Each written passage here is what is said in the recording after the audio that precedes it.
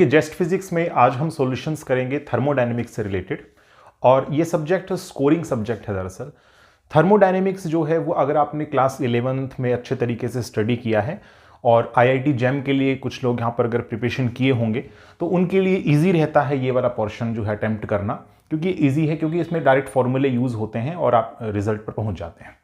तो अब क्या होगा, जैसे इसके अंदर जो 2023 में क्वेश्चंस पूछे गए थे वो कंपैरेटिवली इजी थे जो 2021-22 में पूछे गए थे, इसके हिसाब से अगर देखा जाए तो अब क्या है कि 2021 और 23 के सॉल्यूशंस हम करेंगे, जबकि 20 और 22 के सॉल्यूशंस मैंने ऑलरेडी इस YouTube चैनल पर कंप्लीटली अपलोड किए हुए हैं, वहां जाकर के आप चेक कर सकते हैं। तो अब इन 2 साल के जो भी क्वेश्चंस आए हैं थर्मोडायनेमिक्स पर बेस्ड वो हम 1 बाय 1 देखेंगे। इससे पहले अगर आप इस चैनल पर नए हैं तो इसे आप जरूर सब्सक्राइब कर लें, क्योंकि यहाँ CSR नेट, गेट, जेस्ट और टिफर जैसे एग्जाम्स के लिए इंपॉर्टेंट लेक्चर्स जो हम आपके लिए अपलोड किए जाते हैं। तो अब हम स्टार्ट करेंगे फर्स्ट क्वेश्चन के साथ। देखो यहाँ पोटेंशियल एनर्जी किसी सिस्टम का डिफाइन किया है और इसमें आप देख सकते हैं कि x और y की टर्म्स में है, मतलब 2 डायमेंशनल सिस्टम ये रहा होगा। एवरेज एनर्जी पर पार्टिकल सिस्टम जो है वो आपको कैलकुलेट करना है। देखो ये क्वेश्चन डायरेक्टली हो जाएगा अगर आपको इक्विपार्टीशन थ्योरम आती है तो। इक्विपार्टीशन थ्योरम ये कहता है कि जो हर एक डिग्री ऑफ फ्रीडम के साथ एसोसिएटेड एवरेज एनर्जी होता है दैट इज हाफ के टी, और पर डिग्री ऑफ फ्रीडम के साथ, तो अगर यहां पर सिस्टम में f डिग्री ऑफ फ्रीडम होंगे तो हम f से उसको मल्टीप्लाई कर देंगे। अगर आप n सिस्टम में अगर n पार्टिकल्स के लिए अगर आप कैलकुलेट करना चाहते हैं एनर्जी तो फिर इसको n से भी मल्टीप्लाई करेंगे, बट क्योंकि यहां एवरेज एनर्जी पर पार्टिकल बोला है इसलिए n को मल्टीप्लाई करने की आवश्यकता नहीं है। अब इस सिस्टम में आपको देखना पड़ेगा कि कितनी डिग्री ऑफ फ्रीडम है। पोटेंशियल एनर्जी की जो टर्म आप देख रहे हैं इसमें आप देख सकते हैं 2 डिग्री ऑफ फ्रीडम है, x और y। ठीक है, तो x और y जब आप इसका हैमिल्टोनियन लिखेंगे, टोटल हैमिल्टोनियन यानी टोटल एनर्जी को रिप्रेजेंट कर रहा होगा, तो उस केस में जो px और py है यानी momentum in the x direction and in the y direction, ये भी हमारे पास डिग्री ऑफ फ्रीडम में काउंट होंगे।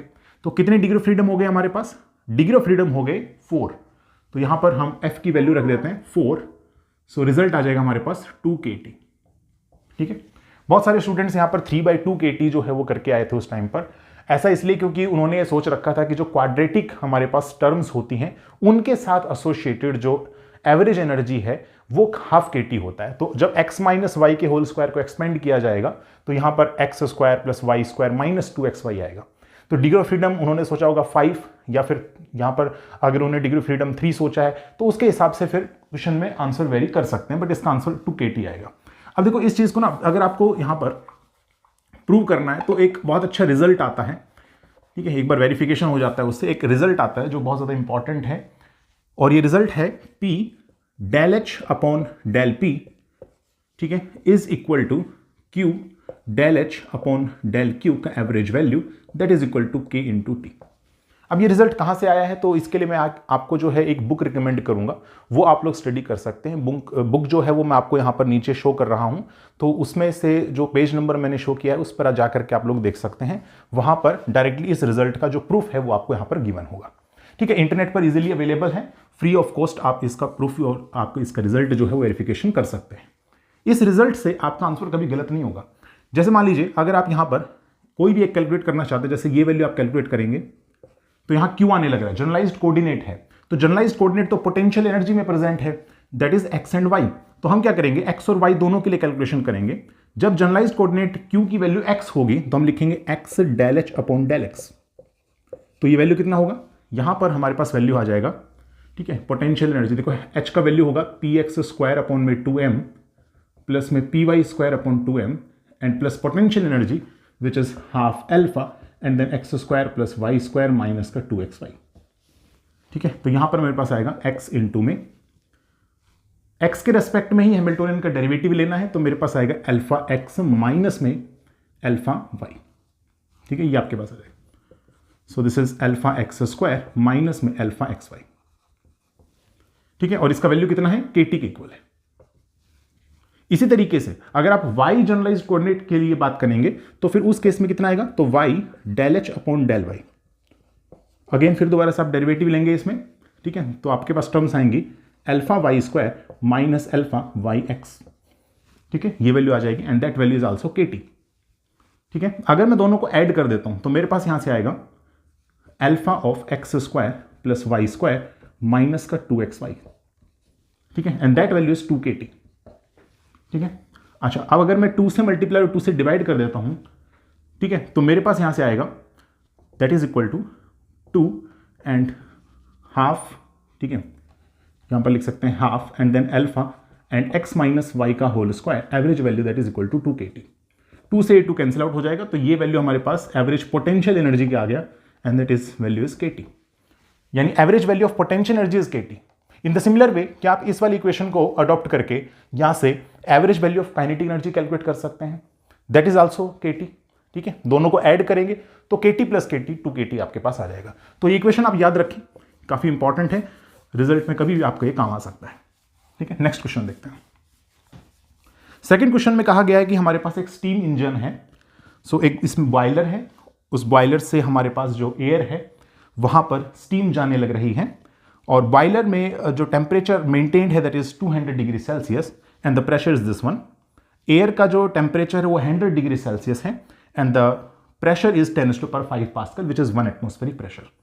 तो मैक्सिमम एफिशिएंसी जो होगा इस स्टीम इंजन का वो आपने कैलकुलेट करना है, ठीक है। स्टीम इंजन या फिर हीट इंजन के केस में अगर हम बात करें तो एफिशिएंसी का फॉर्मूला जो होता है that is 1 minus TC/TH and into में आप 100% कर दीजिए अगर आप परसेंटेज में आंसर चाहते हैं। ये TC और TH वैल्यू हमारे पास है, जो लोअर टेम्परेचर होगा वो यहां लिखा जाएगा और जो हाईयर टेम्परेचर है वो यहां पर लिखा जाएगा। आप चाहे तो इसे TL/TH भी लिख सकते हैं, कई बुक्स में ऐसा भी लिखा होता है, लेकिन ध्यान रखिएगा TL और TH का जो वैल्यू रखा जाता है यहां पर that is in the kelvin. तो ये हमारे पास होगा 200 + 273 यानी 473 kelvin and that is equal to 373 kelvin, ठीक है। तो ये हमारे पास आ जाएगा 1 माइनस 373 डिवाइडेड बाय 473 इंटू 100%, ठीक है। सोल्व करने पर आपके पास अप्रोक्सीमेटली इसका आंसर होगा 21%, ठीक है। तो 21% हमारे पास मैक्सिमम एफिशिएंसी इस स्टीम इंजन का हो जाएगा।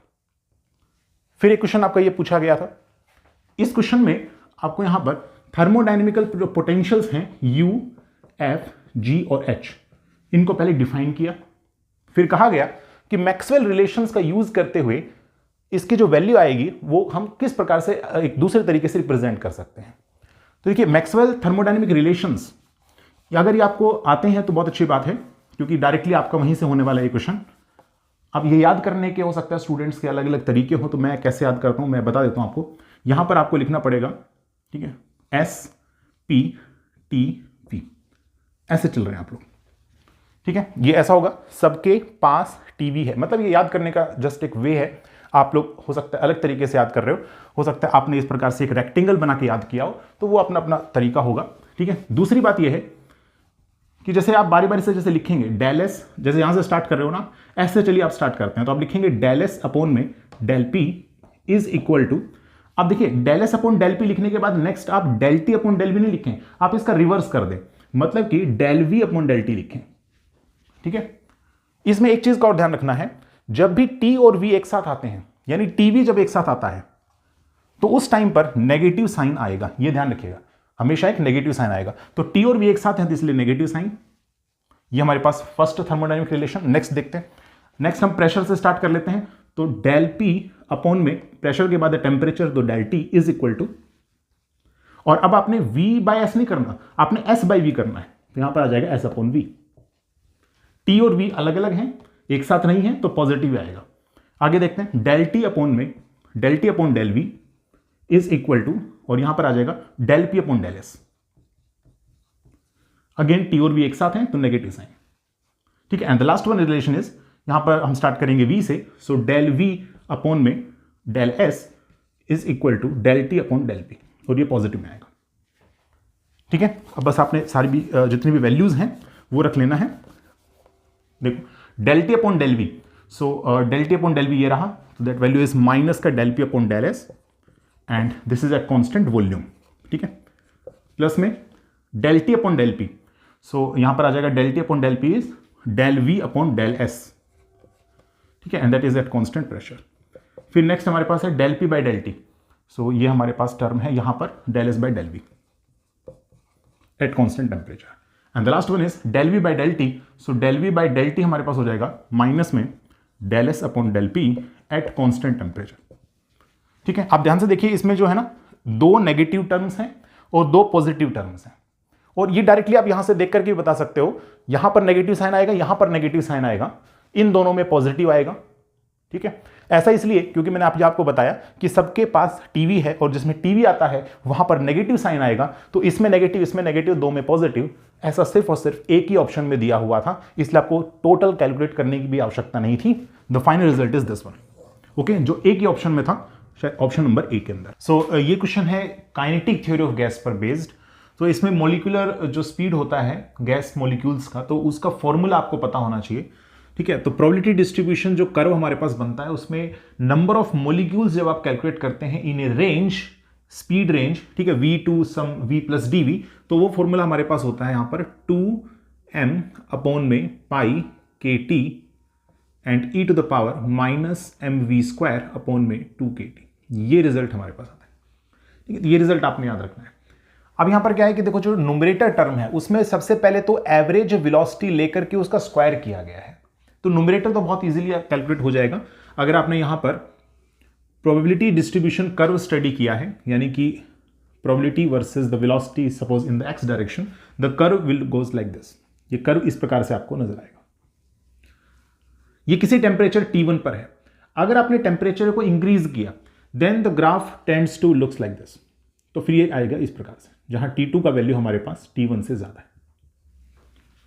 ऐसा इसलिए क्योंकि जैसे जैसे आप टेम्परेचर को इंक्रीज कर रहे हैं, एवरेज मॉलिक्यूलर स्पीड भी ऑटोमेटिकली इंक्रीज हो रही है, इसलिए आपका जो ग्राफ है, कर्व है, वो शिफ्ट हो जाएगा टुवर्ड्स द राइट, यानी ये ग्राफ आपका ब्रॉड हो गया पहले से।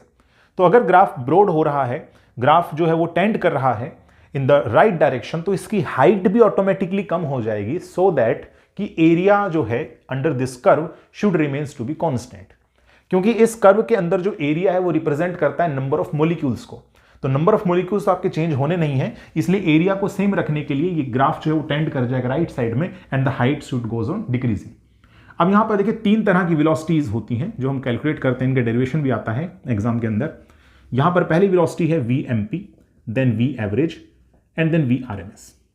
ठीक है, सो मोस्ट प्रोबेबल स्पीड, जिसमें आप जो ये फॉर्मूला है इसका डेरिवेटिव ले लेते हैं v के रेस्पेक्ट में, then you put down the 0 and वापस से जब यहां पुट कर देते हैं तो आपको वेलोसिटी यहां मिल जाती है।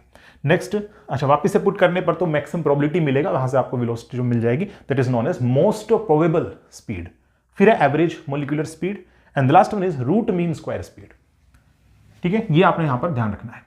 अब देखो वापस से यहां पर आते हैं, तो न्यूमरेटर टर्म जो है, इस न्यूमरेटर टर्म में जो एवरेज वेलोसिटी है, एवरेज वेलोसिटी इसकी वैल्यू होती है अंडर रूट में 8 kt अपॉन में पाई m। तो क्योंकि इसका स्क्वायर किया गया है, so this result is directly 8, ठीक है ना, 8 kt अपॉन पाई m, ठीक है ना, 8 kt अपॉन में पाई m। ये न्यूमरेटर का तो रिजल्ट डायरेक्टली आ गया। ध्यान रखिएगा, ये जो स्मॉल m आप देख रहे हैं, ये हमारे पास गैस के एक मॉलिक्यूल का मास है, नॉट मॉलिक्यूलर मास। अगर आप मॉलिक्यूलर मास लिखना चाहते हैं, जैसे मान लीजिए आपने पास में VRMS की फॉर्मूला है under root 3 kt upon m, ये काफी जाना माना फॉर्मूला है, यहां से आपके क्वेश्चन भी बनते हैं, under root 3 kt by m। अगर आप इस फॉर्मूले में मॉलिक्यूलर मास लेकर के आना चाहते हैं, then this k is written as r, gas constant, फिर यहां कैपिटल M आ जाएगा, this is called molecular mass. ठीक है, ये आपने यहां पर याद रखना है। वापिस यहां पर आते हैं, अब डिनोमिनेटर में एक एक जो हमारे पास टर्म है, जैसे Vx का एवरेज, Vy का एवरेज और Vz का average, you to calculate that. ठीक है, अब कैसे कैलकुलेट करेंगे तो उस पर हम बात करेंगे। देखो Vx का जो एवरेज आएगा, ठीक है, ये कितना होगा, ये वैल्यू आपने सबसे पहले देखना है, और ये वैल्यू सेम होगी as that of Vy average modulus. ठीक है ना, यहां पर मॉडुलस जो लिया गया है, ठीक है ना, उसका हमारे पास एवरेज Vz का, क्योंकि जो मॉलिक्यूल्स हैं वो हमारे पास आइसोट्रोपिक मूवमेंट है उनकी, अगर वो आइसोट्रोपिक मूवमेंट है अलोंग ऑल द डायरेक्शंस, तो इसलिए ये तीनों का रिजल्ट भी सिमिलर आना चाहिए। तो कैलकुलेट करते हैं, किसी भी एक को कैलकुलेट कर लो। चलो यहां पर मैं Vx ले लेता हूं। ठीक है, तो यहां पर हमारे पास आ जाएगा basically the value of Vx is equal to 0 to infinity, क्योंकि स्पीड जो नेगेटिव में तो हो नहीं सकती है, इसलिए 0 से infinity integration, and then probability, so 2m upon में पाई kt। ठीक है, इसके बाद नेक्स्ट हमारे पास है e to the power minus का m Vx square upon 2 kt, और क्योंकि Vx का एवरेज ले रहे हैं तो Vx, ठीक है, and then we have dVx। ठीक है, ये आपको कैलकुलेट करना होगा। This you should have to calculate. ठीक है, ये अगर आप कैलकुलेट करेंगे यहां पर, सो दिस रिजल्ट इज, ठीक है ना, ये रिजल्ट आपके पास आएगा 2m अपॉन में पाई के टी, ठीक है, जो कि हमारे पास में है कांस्टेंट, इसको हम बाहर ले लिए हैं। फिर इसके बाद नेक्स्ट हमारे पास देखो यहां पर एक काम कर लेते हैं कि m V X square upon में 2kt को हम कुछ अज्यूम कर लेते हैं, that is called suppose t assume कर लेता हूं मैं। ठीक है, तो यहां पर आ जाएगा e to the power minus का t। फिर vx लिखना है अपने को, तो vx आ जाएगा अंडर रूट में, ठीक है, vx का वैल्यू यहां से आप देख सकते हैं अंडर रूट में 2kt इंटू में small t divided by m। ठीक है, या फिर एक काम कर लीजिए, आप vx dvx का वैल्यू ही सोल्व कर लेंगे, आप दोनों तरफ ना एक बार डिफरेंशिएट कर दो, तो मेरे पास आएगा m अपॉन में 2kt और इंटू में 2vx dvx that is equal to dt। ठीक है, तो vx dvx वो वैल्यू यहां पर, और 2 से ये 2 कैंसिल आउट हो जाएगा, तो ये वैल्यू आपके पास आएगा kt into D T divided by M. So kt into में dt डिवाइडेड बाई m। ठीक है, ये हमारे पास आ गया। अच्छा, इसमें एक चीज और है, यहां पर ना रूट लगेगा, ठीक है, यहां पर पावर में हाफ आना चाहिए। ठीक है, should be power half, this should be power half, okay, and then integration again 0 to infinity, ये आपको सोल्व करना है। तो इसको सोल्व कैसे करेंगे, ये बिल्कुल इजी है। देखो यहां पर जो है 2m अपॉन में पाई के टी रूट एंड इंटू में के टी अपॉन में m, ठीक है, के टी अपॉन में m, ये आपके पास आ गया, and then e to the power minus T into D T and going from 0 to infinity. देखो ये कुछ ऐसा हो गया जैसे आप लोग कैलकुलेट कर रहे हैं यहां पर लैप्लेस ट्रांसफॉर्म ऑफ 1, है ना। देखो 0 to infinity e to the power minus T D T, ये कुछ ऐसा हो गया लैप्लेस ट्रांसफॉर्म आप 1 का कैलकुलेट कर रहे हैं, and the value of s is equal to 1। तो रिजल्ट हमारे पास, क्योंकि 1 का लैप्लेस ट्रांसफॉर्म 1 अपॉन s होता है, क्योंकि s का वैल्यू 1 है, सो डायरेक्टली रिजल्ट ही आपका 1 आ जाएगा। तो बस यहां पर 1 से आप मल्टीप्लाई कर देते हैं, अंडर रूट में 2kt अपॉन में पाई m, ये आपके पास आ गया। ठीक है, अंडर रूट में 2kt अपॉन में पाई m, ये आपके पास रिजल्ट आ रहा है। यहां से देख लीजिए कैंसिल आउट होगा, तो ये रिजल्ट आपके पास मिल रहा है। जैसे कि लैप्लेस ट्रांसफॉर्म मैंने बताया, द आंसर विल बी 1। ठीक है, लैप्लेस ट्रांसफॉर्म 1 का कितना होगा, 1 होगा अगर s का वैल्यू 1 हो जाता है। तो अब ये वैल्यू भी हमारे पास under root 2kt upon pi m, ये वैल्यू भी under root 2kt upon pi m, और ये वैल्यू भी। ठीक है, तो इसको मैं काम करता हूं 3 से मल्टीप्लाई कर देता हूं, और उससे पहले आपको इसका स्क्वायर और करना पड़ेगा, तो इसका स्क्वायर भी कर देते हैं, देन मल्टीप्लाई बाय 3। तो ये टोटल आ गया 6kt upon pi m, so divided by 6kt upon में पाई m। ठीक है, तो 8 अपॉन 6 यानी कि 4 अपॉन 3 इज द रिजल्ट। ठीक है, 8 upon 6 and 4 upon 3 is the final result. Next question, ठीक है, ये हमारे पास नेक्स्ट क्वेश्चन है। यहां पर आपको चेंज इन एंट्रोपी कैलकुलेट करना है for 1 mole of ideal gas when we go from the initial system to the final. ठीक है, यहां पर initial pressure, volume, temperature given है, और फाइनल केस में भी गिवन है। दो चीजें यहां डिफाइन किया गया था, जैसे T2 बाई T1 को ईटा T से रिप्रेजेंट और P2 बाई P1 को ईटा P से रिप्रेजेंट। तो फिर ऐसे केस में ईटा टी और ईटा पी की टर्म्स में ही आपने कैलकुलेट करना है। कहने का मतलब यह है कि टेम्परेचर और प्रेशर की टर्म्स में कैलकुलेट करना है, ना कि टेम्परेचर और वॉल्यूम के रेस्पेक्ट में। ठीक है, तो वो आपने थोड़ा सा ध्यान रखना है। और change in entropy ideal gas, तो इसका थोड़ा डेरिवेशन आपको बस पता होना चाहिए। तो कैसे करेंगे इसका, देखो सबसे पहले तो यहां पर जो ds का वैल्यू होता है that is integration dq upon में t होता है। dq को आप लिख सकते हैं du plus dw from first law of thermodynamics. फिर इसके बाद देखो यहां पर मैं लिख सकता हूं du का वैल्यू होता है ncv dt, है ना, ncv dt। बट क्योंकि यहां पर 1 मोल ऑफ गैस बोला है तो n का वैल्यू 1 हो जाएगा, so I can write it cv dt plus में dw is pdv divided by t। ठीक है, ये आपके पास आ गया। अब देखो यहां आपको dt बाई t नजर आ रहा है, यानी कि जो फर्स्ट हमारे पास में इंटीग्रेशन होगा वो टेम्परेचर के रेस्पेक्ट में होगा। तो बहुत अच्छी बात है, क्योंकि हमने टेम्परेचर के रेस्पेक्ट में निकालना भी है, लेकिन प्रेशर के रेस्पेक्ट में भी आपका जो है आना चाहिए। बट यहां आप देख सकते हैं dv अपॉन t आ रहा है, तो ये हम कैसे रिमूव करेंगे। तो ये जो टर्म आप देख रहे हैं pdv, इसको आपको यहां से हटाना पड़ेगा, इसको आपको यहां से रिमूव करना पड़ेगा। And this should come in the terms of temperature and pressure, क्योंकि आपका रिजल्ट भी टेम्परेचर और प्रेशर में ही आना चाहिए। कैसे रिप्लेस करेंगे, तो उसके लिए हम जानते हैं कि आइडियल गैस के लिए कंडीशन होती है कि PV is equal to RT। n का वैल्यू 1 है, क्योंकि 1 मोल ऑफ आइडियल गैस की बात की गई है। तो यहां से आप लिख सकते हैं PdV प्लस में VdP is equal to RdT। ठीक है, तो PdV का वैल्यू आप यहां से पुट कर दीजिए, तो मेरे पास आएगा CV dt प्लस में PdV का वैल्यू RdT एंड माइनस में VdP डिवाइडेड बाई T। ठीक है, अब देखो dt जो है वो इन दोनों टर्म्स में से कॉमन आ रहा है, और क्योंकि Cp minus Cv is equal to R होता है, Mayer's formula Cp minus Cv is equal to R होता है। वैसे n भी मल्टीप्लाई है यहाँ पे आइडियल गैस के लिए, बट क्योंकि 1 मोल के लिए बात की गई है तो यहाँ Cp की वैल्यू आप लिख सकते हैं R plus Cv। So this can be written as Cp into dt divided by T। ठीक है, और यहां पर आ जाएगा नेक्स्ट में माइनस में, ठीक है, माइनस में फिर अब देखो यहां पर अगेन हमें यूज करना पड़ेगा आइडियल गैस इक्वेशन को। ऐसा इसलिए क्योंकि यहां dp और नीचे t है, तो इस t v अपॉन टी को यहां से हटाना पड़ेगा। v अपॉन टी को हटाने के लिए अगेन मैं ये वाली इक्वेशन यूज करूंगा, pv is equal to R T. तो यहां से v अपॉन टी को आप लिख सकते हैं, v अपॉन टी को r अपॉन में p। ठीक है, तो यहां पर लिख देंगे r एंड अपॉन में p एंड dp। ठीक है, dp ये हमारे पास, ठीक है, ये हमारे पास आएगा। नेक्स्ट इसके बाद इंटीग्रेशन कहां से कहां तक करना है, तो टेम्परेचर और प्रेशर, सो T1, ठीक है, T1 P1 से लेकर के T2 P2, ठीक, इनिशियल केस फाइनल केस। ठीक है, तो कितना आएगा यहां से Cp ln T going from T1 to T2 and minus में R and then ln P going from P1 to P2।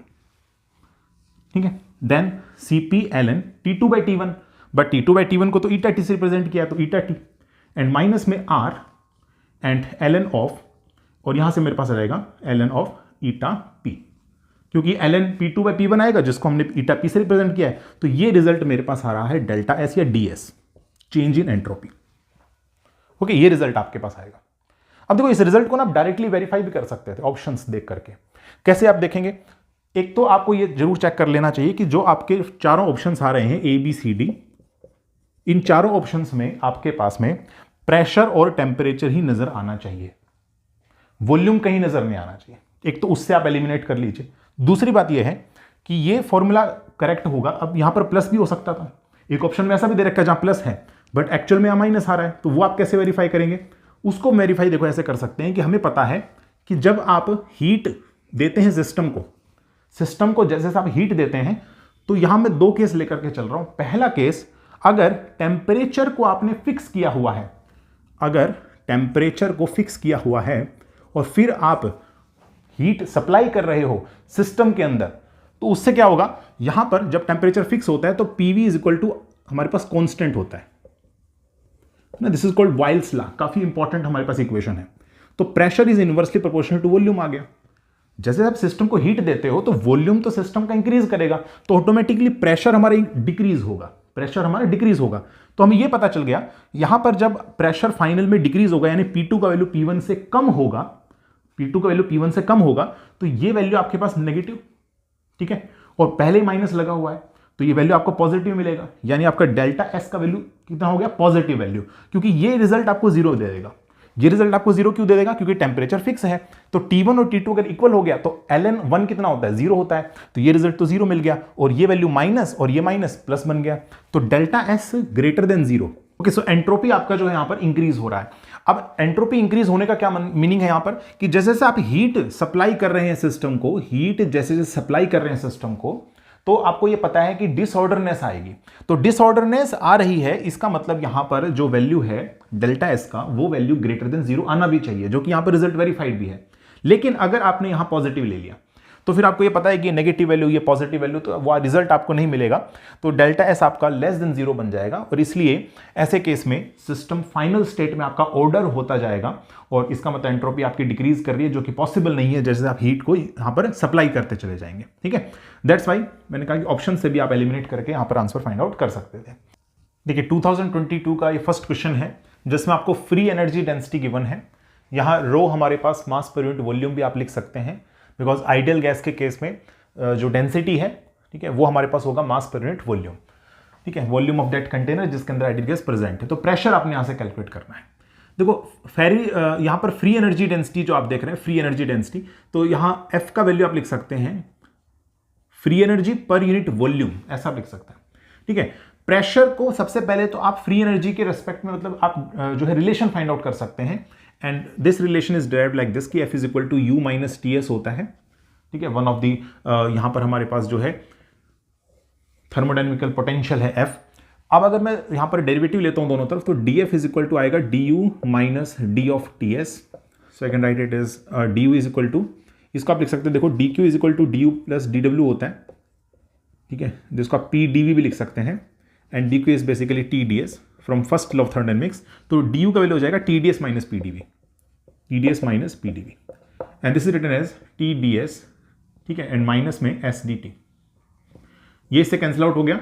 तो आप यहां से देख लीजिए कि जो प्रेशर का वैल्यू आ रहा है दैट इज नेगेटिव माइनस का del F by del V at constant temperature, ठीक है। तो यानी कि ये ऐसा हो गया कि आपको जब फेर्मी मतलब ये जो फ्री एनर्जी डेंसिटी आपको गिवन है, यहां से सबसे पहले तो फ्री एनर्जी आप निकाल लीजिए, तो एफ का वैल्यू यहां से आ जाएगा एफ इंटू कैपिटल वी यानी C V rho L N of rho upon rho naught, और जैसे कि density mass per unit volume होता है, सो ये हमारे पास हो जाएगा सी वी एम अपॉन में V and natural logarithm of M upon में वी रो नोट, ठीक है। ये इससे कैंसिल आउट हो गया, ठीक है, ये वैल्यू आ गई आपके पास। अब देखो इसके अंदर जो है ना आपने जस्ट डेरिवेटिव लेना है वॉल्यूम के रेस्पेक्ट में, तो सी एम ये तो हमारे पास हो गया कांस्टेंट, और इसका हो जाएगा natural logarithm L N X का होता है हमारे पास 1 अपॉन एक्स, तो ये हो जाएगा 1 अपॉन में M upon V rho naught जो कि ऊपर आ जाएगा। फिर इसके बाद m upon V rho naught का और होगा, तो m अपॉन रो नोट जो कि कांस्टेंट है, 1 अपॉन वी का हो जाएगा माइनस का 1 अपॉन वी स्क्वायर। तो ये रिजल्ट आपके पास आएगा, ठीक है। बहुत अच्छे से आपने मतलब ये डेरिवेटिव करना है। अब देखो ये m से ये m कैंसिल आउट हो गया, और इसके अलावा ये रो नोट से रो नोट कैंसिल आउट, v से ये v कैंसिल आउट, माइनस से माइनस। सो रिजल्ट आपके पास आ गया c capital m, c into capital m और डिवाइडेड बाई ये v, यानी आ जाता है c रो। बस ये आपका रिजल्ट है, c इंटू रो जो है आपका रिजल्ट है, ठीक है।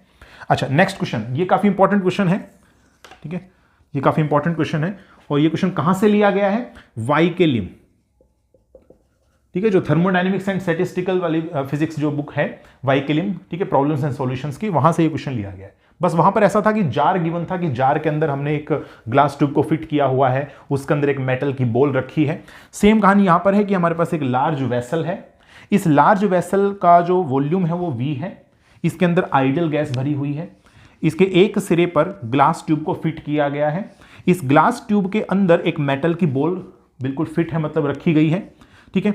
सारी चीजें गिवन है कि यहां पर m जो है मेटल बॉल का मास है, और जो a है वो एरिया है इस ग्लास ट्यूब का।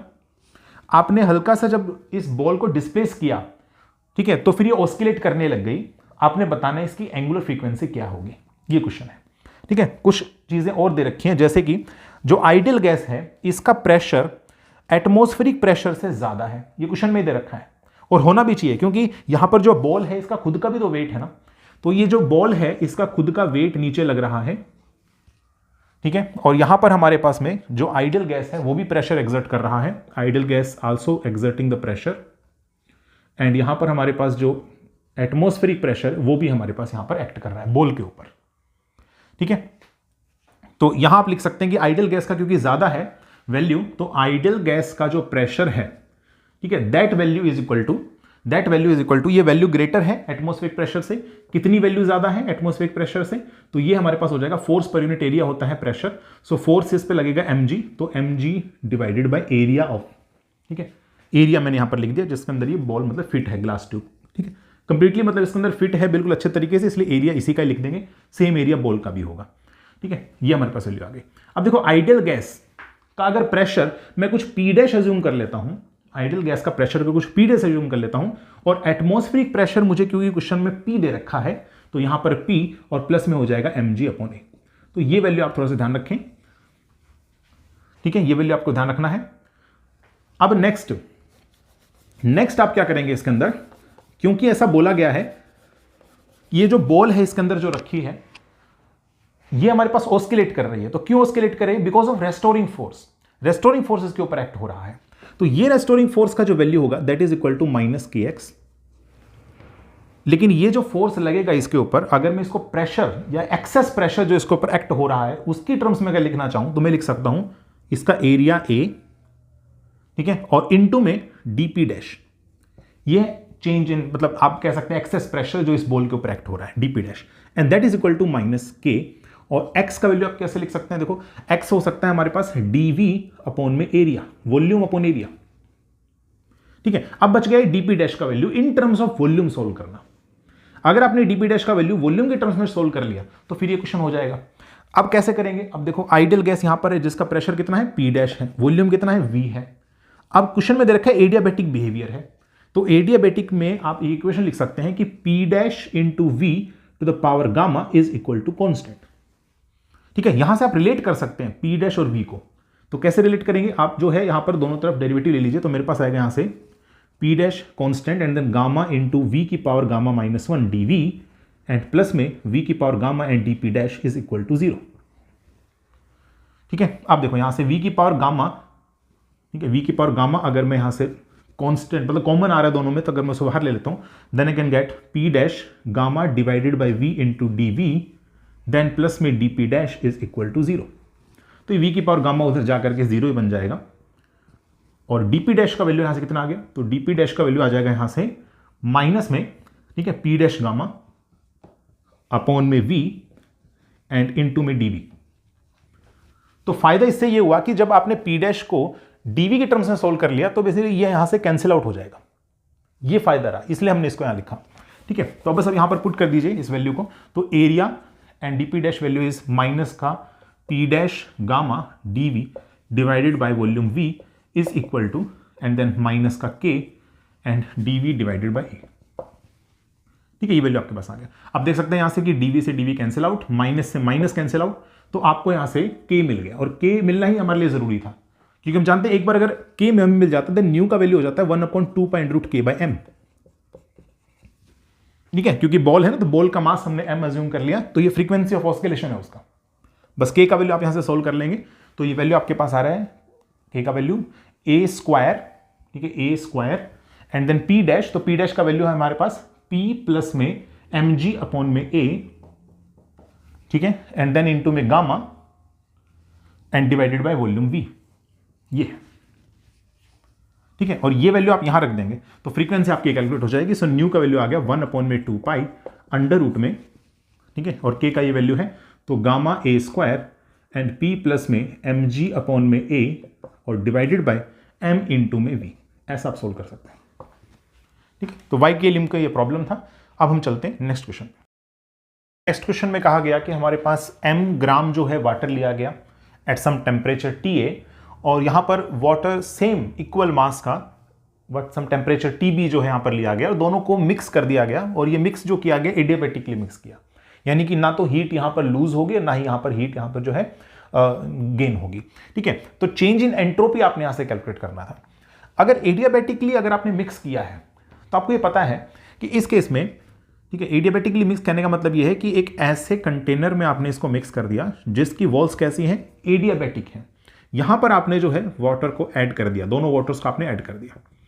ठीक है, अब देखो ऐसे केस में क्या होगा, यहां पर जो हीट में जो चेंज होगा, यानी कि आप कह सकते हैं कि dq, ठीक है, dq that is equal to 0, summation dq is equal to 0, या फिर आप कह सकते हैं dq1 plus dq2 is equal to 0।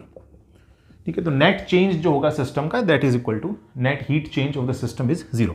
ठीक है, तो dq1 plus dq2 is equal to 0 और इसको आप लिख सकते हैं, ठीक है, m ग्राम लिया गया तो m and then we have Cp, ठीक है, mCp।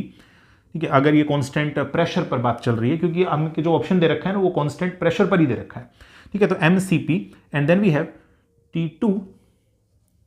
ठीक है, यहां पर मैं एक काम करता हूं, इसको मैं ना T1 अज्यूम कर लेता हूं, सपोज कीजिए इसको मैं कुछ T2 अज्यूम कर लेता हूं, तो यहां पर मेरे पास हो जाएगा mCp इंटू में और यहां पर मेरे पास हो जाएगा T2 माइनस में Tf is equal to mCp। तो यहां नेक्स्ट वाले मुझे लेना पड़ेगा Tf माइनस T1। ठीक है, अगर यहां T2 माइनस Tf ले रहे हो तो यहां Tf माइनस T1 लेना पड़ेगा। ठीक है, और अब यहां पर जो है कैंसिल आउट हो जाएगा ये and then I am getting T2, ठीक है, माइनस में सॉरी प्लस में T1 that is equal to 2Tf। तो Tf का वैल्यू मेरे पास आ जाता है T1 plus T2 divide by 2। कहने का मतलब ये है कि जब आपने दोनों को मिक्स कर दिया तो फाइनली जो हमारे पास जो टेम्परेचर आएगा इस सिस्टम का वो कितना हो जाएगा, T1 plus T2 divide by 2। हालांकि फॉर्मूला आपने वैसे स्टडी भी किया होगा कि जो फाइनल हमारे पास में टेम्परेचर आता है दैट इज N1। ठीक है, N1 नेक्स्ट हमारे पास होगा यहाँ पर Cp1 एंड, ठीक है, यहाँ पर नेक्स्ट आ जाएगा मेरे पास में T1 प्लस में N2 Cp2 and then we have T2 divided by, ठीक है, यहाँ पर नेक्स्ट मेरे पास होगा N1 T1 एंड प्लस में N2 T2, ये आपके पास आएगा। ठीक है, ये आपके पास रिजल्ट आ जाएगा N1 sorry this is not T1, this is not T2। ठीक है, ये आपके पास रिजल्ट आएगा।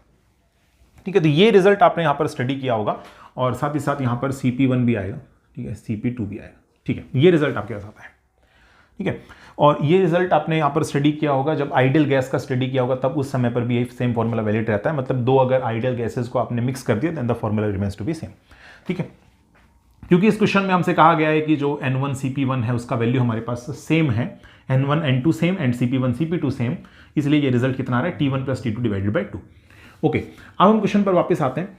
चलिए, फाइनल टेम्परेचर मैंने यहां पर निकाल लिया, ठीक है। अब अगर आप एंट्रोपी चेंज फाइंड आउट करना चाहते हैं तो entropy change in terms of CP and temperature T वो कितना होगा, तो ये रिजल्ट मैंने थोड़ी देर पहले अभी डिराइव करवाया था 2023 के पेपर में। द रिजल्ट इज, ठीक है, ये रिजल्ट मेरे पास होगा mCP and then we have dt और डिवाइडेड बाय T, इसका इंटीग्रेशन या कर लीजिए, ठीक है ना। एक्चुअल में ये dq है, दरअसल ये dq है, ओके। अच्छा, ये मैंने ऐसा क्यों लिखा, देखो वैसे रिजल्ट क्या आया था आपके पास, याद कीजिए, रिजल्ट आपके पास आया था mCP इंटू में, ठीक है, ln ऑफ, ठीक है, ln of T2 by T1, ये वही रिजल्ट है सेम टू सेम, ठीक है। और माइनस में कुछ और आ रहा था R ln P2 by P1, वो आइडियल गैस के केस में था। वैसे यहां पर अगर ये फॉर्मूला वैलिड है, लेकिन यहां पर क्या होगा कि प्रेशर, क्योंकि यहां फिक्स रखा गया, प्रेशर यहां पर कांस्टेंट किया गया है, तो ऐसे केस में फिर P1 P2 हमारे पास इक्वल हो जाएगा, ठीक है। तो ये रिजल्ट का कोई मीनिंग नहीं है वैसे भी, क्योंकि इस केस में वाटर लिया गया, फ्लूइड की बात चल रही है, तो फ्लूइड के केस में वाला फॉर्मूला अडॉप्ट ना करें, वो आइडियल गैस के केस में था। यहां पर तो डायरेक्ट हो जाएगा dq, that value is mCP dt divided by T। और इंटीग्रेशन कहां से कहां करेंगे, तो देखो सबसे पहले अगर आप एंट्रोपी कैलकुलेट करना चाहते हैं चेंज, ठीक है, एंट्रोपी चेंज जैसे मान लीजिए आप 1 कैलकुलेट करना चाहते हैं इस सिस्टम का, तो फिर हमारे पास हो जाएगा टेम्परेचर T1 से लेकर के T फाइनल तक, ठीक है, T1 से T फाइनल, क्योंकि ये टेम्परेचर जो T1 था पहले इनिशियली इस सिस्टम का, वो अब कहां पहुंच गया, TF पे पहुंच गया, तो T1 से TF आप जा रहे हैं। ये रिजल्ट कितना होगा, तो mCP and ln of T, the result goes from T1 to TF, so ये मेरे पास आ जाएगा mCP ln of TF upon में T1। अच्छा, क्या इसी प्रकार से क्या मेरे पास डेल्टा S2 जो आप सोल्व करेंगे तो ये रिजल्ट आएगा mCP इंटू में ln of TF upon T2, same result ये आएगा, क्योंकि हम जानते हैं कि टेम्परेचर इनिशियली T2 था और फिर वो कहां जा रहा है हमारे पास, TF पे जा रहा है, तो सेम रिजल्ट मैंने यहां यूज कर लिया, ओके। अब नेट एंट्रोपी अगर आप देखेंगे तो नेट एंट्रोपी में चेंज कितना होगा, तो ये चेंज हो जाएगा दोनों का एडिटिव, ठीक है, एडिटिव हमारे पास हो जाएगा, ऐड कर देंगे क्योंकि एंट्रोपी का एडिटिव नेचर ही होता है, so delta S1 plus delta S2, okay, दोनों को हम ऐड कर रहे हैं तो मेरे पास आएगा mCP, और देखो ln A plus ln B, तो ln A इंटू बी हो जाएगा, तो ln of TF into TF, तो TF square divided by T1 T2। But क्योंकि मैंने TF को कैलकुलेट कर लिया है इन terms of T1 and T2, so you can put down here, तो डेल्टा S का वैल्यू मेरे पास आ जाएगा mCP, ठीक है, ln ऑफ, और ये TF का वैल्यू यहां से रख देते हैं, सो T1 plus T2 divided by 2 into T1 T2, और बेसिकली इसका स्क्वायर होगा तो यहां पर 4 आ जाएगा और यहां पर इसका स्क्वायर। अब देखो यहां पर जो ऑप्शंस आपको गिवन थे इस क्वेश्चन के, वो ऐसा कुछ गिवन नहीं था, बल्कि 1 प्लस समथिंग था। तो 1 प्लस समथिंग कैसे लेके आ सकते हैं, तभी लेके आ सकते हैं जब मेरे पास न्यूमरेटर में ये सेम टर्म मौजूद हो जो कि डिनोमिनेटर में 4T1 T2, तभी हमारे पास 1 प्लस समथिंग आ सकता है। तो मैं काम कर लेता हूं कि इसके अंदर 4T1 T2 ऐड कर देता हूं और 4T1 T2 में सब्ट्रैक्ट कर देता हूं इन द न्यूमरेटर, ठीक है। तो कितना रिजल्ट आएगा, देन mCP और यहां पर 1, ठीक है, सॉरी ln ऑफ 1, ठीक है, 1 प्लस में, और यहां पर मेरे पास हो जाएगा T1 square plus T2 square plus में 2T1 T2 और माइनस में 4T1 T2 डिवाइडेड बाय, ठीक है, सिर्फ इसके डिवाइड में आएगा 4T1 T2, ठीक है, ओके। और अभी देखो 2T1 T2 minus 4T1 T2, तो ये मेरे पास हो जाएगा माइनस का 2T1 T2, और इसको आप लिख सकते हैं T1 माइनस T2 का होल स्क्वायर। अब ये रिजल्ट आपका था ऑप्शन के अंदर, ठीक है, तो इसलिए ये रिजल्ट आपका फाइनल आ जाएगा। एक और क्वेश्चन इसी साल में पूछा गया कि एवरेज वैल्यू जो होगा मेरे पास मोड Vx का, उसका वैल्यू कितना है, तो ये मैंने सोल्व करवाया था थोड़ी देर पहले, इसका प्रूफ भी दिया था, तो ये वैल्यू आ जाएगी आपके पास में अंडर रूट में 2kT अपॉन पाई m, ठीक है। तो दोबारा से डिराइव नहीं करेंगे, डायरेक्टली रिजल्ट यूज कर लेंगे, तो ये रिजल्ट आपका फाइनल आ रहा था। देखिए लास्ट क्वेश्चन जो है ये IIT JEE में पूछा गया है। अब इस क्वेश्चन में हमें एक थिन ट्यूब दे रखा है और इस थिन ट्यूब के मिडल में यानी सेंटर में जो है यहां पर मर्करी फील्ड है, कितनी लेंथ में फील्ड है, 180 मिलीमीटर लेंथ में फील्ड है, और इसके दोनों तरफ यानी इस तरफ और इस तरफ एयर प्रेजेंट है। अब क्या किया गया, इस ट्यूब को जब यहां पर कितने एंगल पे शिफ्ट किया, 60 डिग्री, मतलब 60 डिग्री इसको जब यहां पर रोटेट किया तो अब यहां पर जो लेंथ मेजर किया गया air column on the both sides of this mercury, these are 420 and 480 millimetre.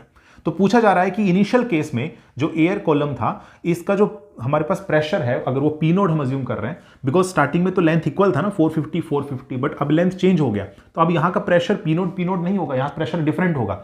अब जो इनिशियल केस में प्रेशर था when the tube is kept horizontal, वो प्रेशर आपने कैलकुलेट करना है, ठीक है। So pressure in terms of millimetre of Hg, ठीक है, मरकरी, ये आपने कैलकुलेट करना है।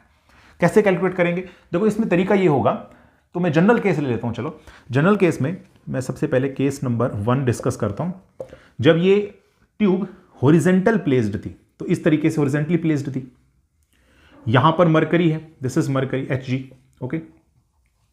अब जितनी लेंथ यहां पर है उतनी ही लेंथ इस केस में यहां पर होगी, क्योंकि ये लेंथ हमें इक्वल दे रखी है क्वेश्चन के अंदर, और इस लेंथ को मैं कुछ अज्यूम कर लेता हूं, let us call it as X. मैं जनरल केस करवा रहा हूं, बाद में फिर उसके बाद मैं वैल्यूज पुट कर दूंगा। यहां प्रेशर पी नोड, यहां प्रेशर पी नोड, ये इनिशियल केस था। अब केस नंबर 2, केस नंबर 2 में क्या हुआ कि जब आपने इसको कुछ थीटा एंगल रोटेट करवाया, ठीक है, तो ये सिचुएशन कुछ ऐसा बन गया यहां पर, ठीक है, ये सिचुएशन कुछ ऐसा बन जाएगा, यहां पर हमारे पास mercury, this is mercury, okay, और ये एच जी है। एंड बेसिकली काम करते हैं, यहां जो लेंथ हमें दे रखी है ना, ये लेंथ डिफरेंट है, एल नहीं है यहां पर, मतलब 450 नहीं है इस केस में, आप देख सकते हैं। तो मैं इसे कुछ वाई अज्यूम कर लेता हूं, इसे कुछ जेड अज्यूम कर लेता हूं, और प्रेशर इधर का जो चेंज हुआ है, let us call it as P1 and P2, और ये हमारे पास है थीटा एंगल पर, ठीक है। अब देखो इक्वेशन कैसे बनानी है। यहां पर अगर हम देखेंगे तो जो प्रेशर का डिफरेंस है, यानी P1 और P2, ये दोनों एयर कॉलम का जो प्रेशर का डिफरेंस है, दैट शुड इक्वल टू, ठीक है, that should equal to the pressure of this mercury column in this thin tube, okay. तो हम ऐसा कह सकते हैं प्रेशर डिफरेंस या delta P, the value is P1 minus P2 and is equal to, ये जो प्रेशर का डिफरेंस है हमारे पास, जब इसको आपने थीटा एंगल रोटेट करवाया, तो ये प्रेशर का डिफरेंस कितना होगा, दैट इज इक्वल टू, अब देखो यहां पर हमारे पास हो जाएगा x into cos theta into g, ठीक है, रो इंटू जी, जहां पर रो हम यूज करेंगे मरकरी का, ये वैल्यू हमारे पास, ये इक्वेशन होनी चाहिए। इन दोनों के बीच का pressure difference is equal to x, पहले जो x था अब वो x नहीं है, क्योंकि आपने इसको थीटा एंगल रोटेट करवाया, तो यहां पर x कोस थीटा हो जाएगा, displacement is x cos theta, ठीक है। प्रेशर कितना होता है, रो जी एच होता है ना, तो h कितना हो जाएगा, x कोस थीटा। और यहां रो जी को हम लिख सकते हैं, यहां पर रो जी को मिलीमीटर, सेंटीमीटर, जैसा भी आपको दे रखा है, ऑफ एच जी मरकरी में आप लिख सकते हैं। तो इसको आप यहां से हटा सकते हैं, basically this is not written here, ताकि हमारा आंसर किसमें आ जाए, सम मिलीमीटर ऑफ मरकरी के अंदर, ठीक है। अच्छा अब देखिए नेक्स्ट क्वेश्चन में हमें क्या करना है, अब यहां पे जो P1 और P2 आप देख रहे हैं, इसको आपने रिप्रेजेंट करना है इन टर्म्स ऑफ P नोड। अगर P1 और P2 को आप रिप्रेजेंट कर देते हैं इन टर्म्स ऑफ P नोड, तो फिर हमारा ये क्वेश्चन हो जाएगा। कैसे करेंगे, देखो प्रेशर P नोड क्योंकि हमें फाइंड आउट करना है, so we need to find P1 and P2 in terms of P naught. So we need to find the values of P1 and P2 in terms of P node, ताकि हम P node का value calculate कर सकें। कैसे calculate करेंगे, देखो हमें यह पता है कि इस केस में जो हमारे पास प्रेशर इनटू वॉल्यूम है, that is equal to constant, क्योंकि ये सब चीजें टेंपरेचर अगर मैं यहां पर कांस्टेंट मान लेता हूं, तो पीवी का वैल्यू क्या होगा, कांस्टेंट होगा, मतलब बॉयल्स लॉ यहां पर एप्लीकेबल है। अगर बॉयल्स लॉ यहां पर एप्लीकेबल है, तो मैं कह सकता हूं कि P1 V1 is equal to P2 V2। Initial case में जो प्रेशर था हमारे पास, तो वो P नोड था, ठीक है। इसके बाद वॉल्यूम कितना है, तो वॉल्यूम देखो ये एरिया ऑफ क्रॉस सेक्शन, ये area of cross section, late us call it as A, area of cross section A है, इनटू में लेंथ, तो लेंथ कितना है, ये प्रेशर P नोड कितनी लेंथ में है, 450, जो कि मैंने यहां L मान रखा है, तो इनटू में L, that is equal to, अब देखो यहां पर नेक्स्ट में P1 area of cross section में तो कोई चेंज होगा नहीं, एरिया ऑफ क्रॉस सेक्शन तो अभी भी A ही है, लेकिन लेंथ में चेंज हुआ, कितना हुआ, y हो गया, जब प्रेशर कितना है, P1 है, और जब प्रेशर P2 है एयर कॉलम का, तो हमारे पास हो जाएगा P2 and then area A which is remains to be same and then we have Z। तो यहां से आपको P1 और P2 मिल सकता है, ये है हमारे पास Boyle's law, this is called Boyle's law. तभी एप्लीकेबल होगा, ठीक है, तभी एप्लीकेबल होगा जब हमारे पास में टेंपरेचर क्या मान लिया आपने, फिक्स मान लिया, temperature is constant, isothermal, okay. अब देखो यहां से एरिया तो सारे के सारे कैंसिल आउट हो ही गए हैं, तो P1 माइनस P2, यहां से P1 और P2 का वैल्यूज पुट कर दीजिए यहां पर, तो मेरे पास आएगा P naught and then I have 1/y minus 1/z is equal to x cos theta. ये रो इंटू जी में नहीं लिखूंगा ताकि मेरा आंसर मिलीमीटर ऑफ एच में आ जाए। ओके, और मुझे पी नोट के लिए सोल्व करना है, तो पी नोट का लिए हो जाएगा X into Y into Z into cos theta divided by, ठीक है, divided by Z minus Y. Okay, ये आपके पास आ गया। सो पी नोट का वैल्यू यहां से आ जाएगा एक्स वाई जेड, तो बेसिकली एक्स आपको दे रखा है 180, ठीक है, वाई जेड, तो वाई और जेड ये रहे 480 और 420, कोस थीटा विच इज कोस 60 है, ठीक है, तो 1/2 divided by Z minus Y, तो डिफरेंस हमारे पास है 60 और लेंथ कितना है, तो ये लेंथ L, तो ये लेंथ है 450। बस आपने इसको सोल्व करना है, तो यहां पर आप सोल्व कर सकते हैं, ठीक है, 24 एंड देन 3 और यहां पर आ जाएगा 15 और यहां पर आ जाएगा 3, 5 और 84 एंड दिस इज 88 और यहां पर हमारे पास, इसको सोल्व कर लीजिए, मतलब 2 आ जाएगा यहां पे, ठीक है, और 672, ठीक है, 672 millimetre of H, this is your final result. Okay, so ये क्वेश्चन आपके थे 2021 और 23 के। 2022 और 20 के मैंने ऑलरेडी अपलोड किए हुए हैं, वहां जाकर के आप देख सकते हैं प्लेलिस्ट में। So these are the solutions. तो अगर आपको आज का वीडियो पसंद आया तो आप इसे लाइक कीजिए, कमेंट कीजिए, शेयर कीजिए और चैनल को सब्सक्राइब करना ना भूलें। मिलते हैं नेक्स्ट लेक्चर के अंदर। Thank you.